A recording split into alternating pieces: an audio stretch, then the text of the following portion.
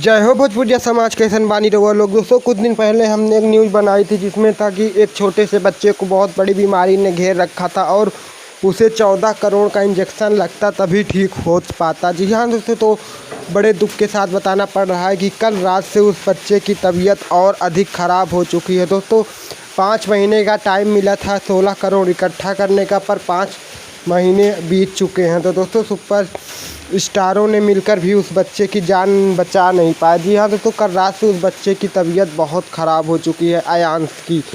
दोस्तों, super star Rakesh Mishra ने अपने उस पर पोस्ट किया था ये बात।